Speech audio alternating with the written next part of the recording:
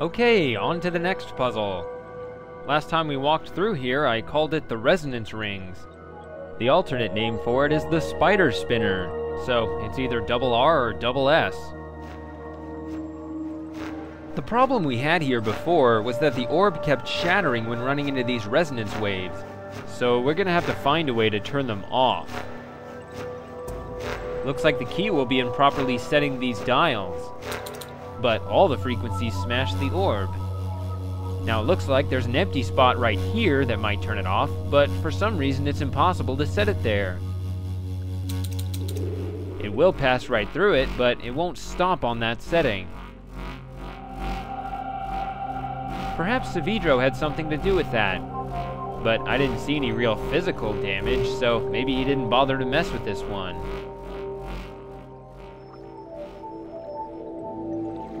Let's go back over to the console for this puzzle.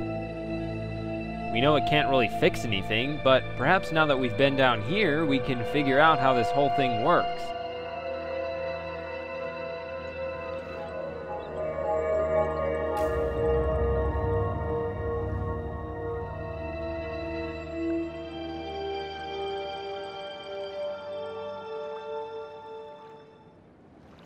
Yeah.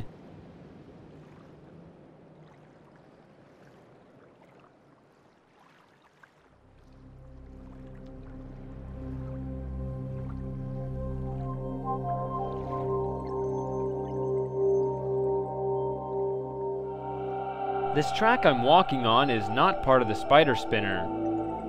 That's pretty obvious, but still thought I'd mention it.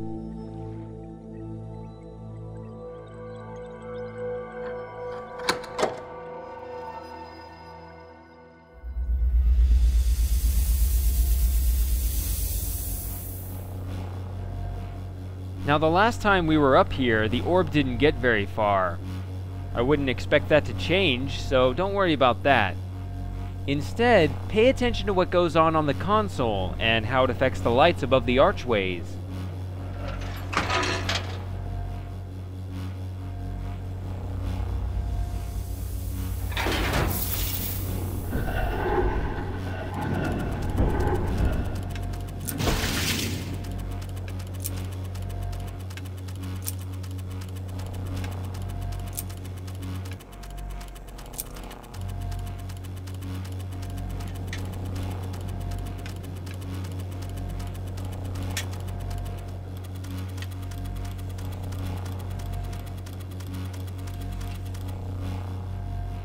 If you're curious to see the rest of the console, here it is. When it first starts up, this little blade knocks this golf ball or ping pong ball or something through this track up to here, and the gears start pushing it around. The important thing this does is it guides the ping pong ball to press each of the 5 purple buttons in sequence. Then it spins through and falls back down. And at first it looked like each button turned off exactly one of the resonance ring lights. But when it got to this one, none of them turned off. And then this one turned off 2 of them. How do you explain that? Especially since last time we were up here, each button did turn off exactly 1 light. Well, we've changed a couple of the dials down there since then. Namely this one, and just recently the one over here. Now remember what those dials looked like. Each one appeared to have 6 settings placed around in a circle, but the one at the 8 o'clock position was disabled. The other 5 settings had images of these 5 gears in the same respective places as the 5 here on the console. So each purple button here corresponds to one of the gears, and each gear corresponds to a particular frequency. For example, look at what happens when I turn off all of the buttons except the first one. You can hear that there is only 1 frequency left playing. You can also see that this is the only ring left turned on, and thus the sound is coming from over there. Now, why this ring in particular? Well, we were just over there and set the dial to the 10 o'clock position. So the 10 o'clock button here turns on and off every ring that is set to that particular frequency. This also explains why 2 rings currently correspond to this button, we set it that way when we were exploring earlier. And now this one's the odd one out because none of the rings are set to it. But enough of that, how do we set these rings to get the orb safely through? Well, what's going on elsewhere while it's crashing into this resonance wave? At that very moment, the ping pong ball is rolling over the first button, so it turns off the ring on the far right. Do you see the problem? It's turning off the wrong resonance ring. There's no reason for this ring to turn off yet. Instead, this is the ring that should be set to the 10 o'clock position, so that it will shut off just before the orb arrives.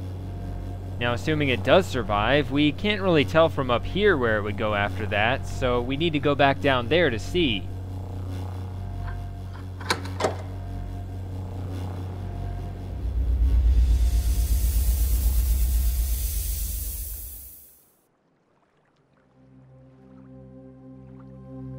Phew. Those resonance noises can drive a man crazy after a while. It's good to get rid of them and bring the old music back. Oh, wait, no, not this music.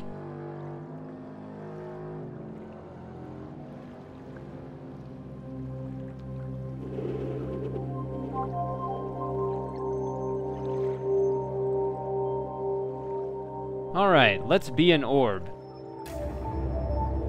I'm running along, doot-de-doo, straight down this track here like all the other unsuspecting orbs, following the same path through the center of the pagoda. And I'm gonna crash into this wall of sound unless the hero saves me.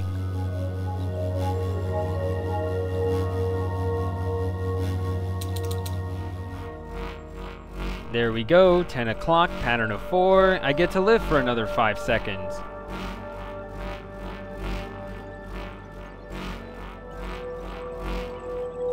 So I continue to roll down this track toward the lower part of the pagoda, where 3 other tracks converge. So where will physics guide me? Well, it wouldn't make much sense for me, an inanimate object, to take a sharp turn in either of these directions. Instead, I'm going to take the path of least resistance.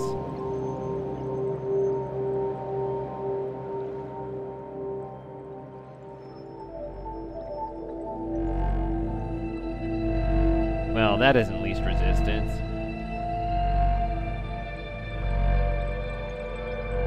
Naturally, at the time I encounter the second resonance ring, the ping pong ball will be pressing the second button. So this dial should be set to the 12 o'clock position.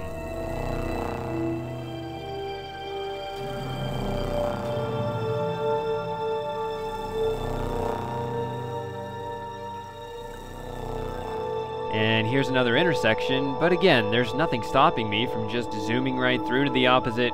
Wait, time out. I don't want to be the orb anymore. I want to be the hero again. Nah, that's not it. I was kind of playing both roles anyway. Anyway, I want to send an actual orb through to confirm we're doing this right.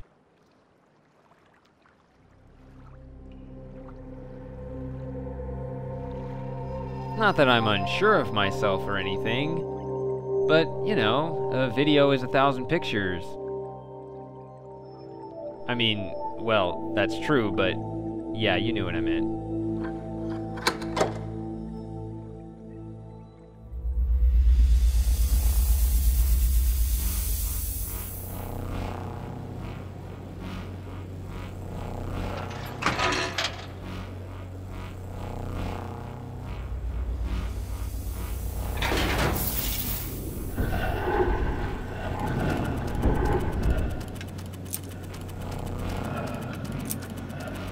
Uh-oh.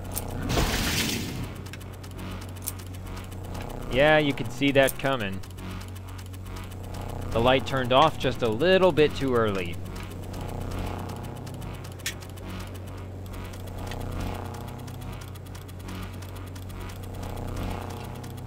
Can't be disappointed though. That's pretty much what we expected.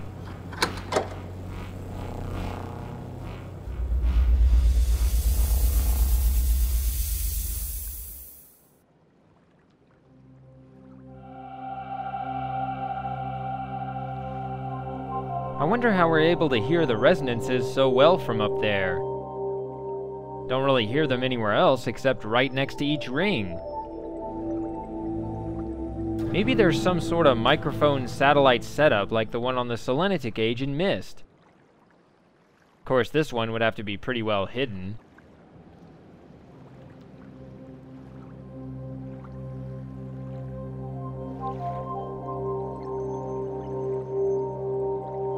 Okie dokie. Be the ball, Danny. Let's get back to it.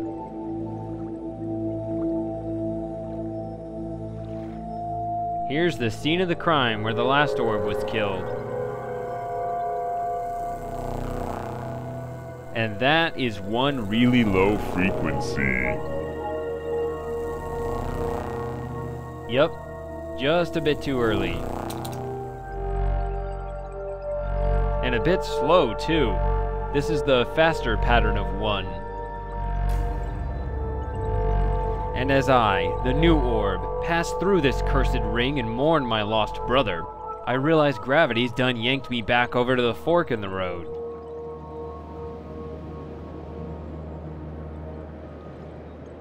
My inertia is going to force me to continue in a straight line, so I'll be making my way over to this track. Besides, I've already been to those other 2 places.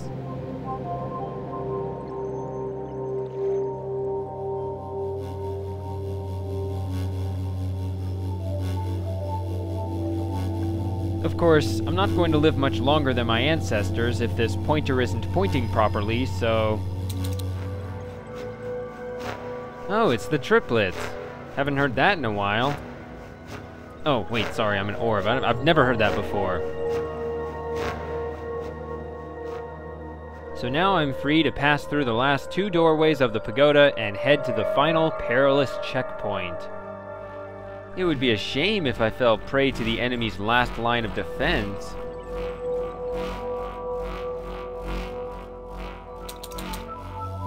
Terrific! Now I can reach the part of the track the hero can't step on. Which means I can't actually be the ball anymore, darn. You know, we could have solved this just by matching the frequencies and ignoring the gears in the clockwise pattern. Or we could have matched the gears without even noticing the clockwise pattern. But those methods would have been a little trickier, and they don't tell the whole story anyway.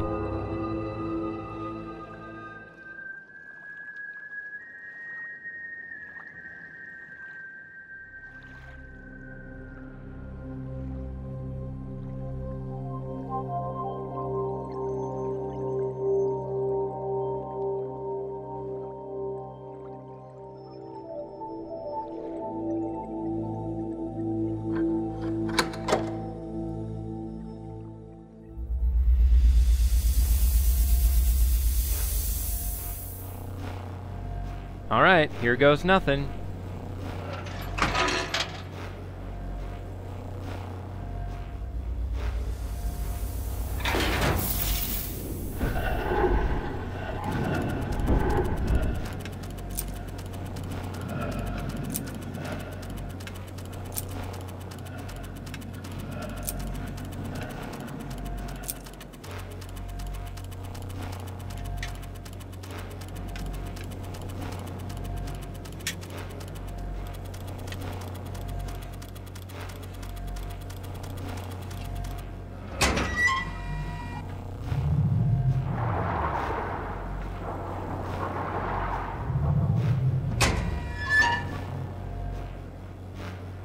The spider spinner is now in operation, and it gives us another pattern to memorize.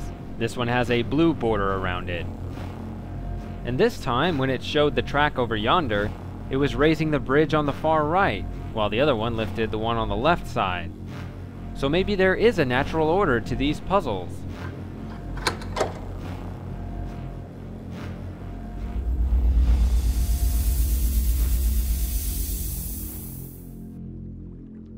Wow, movie transition fail.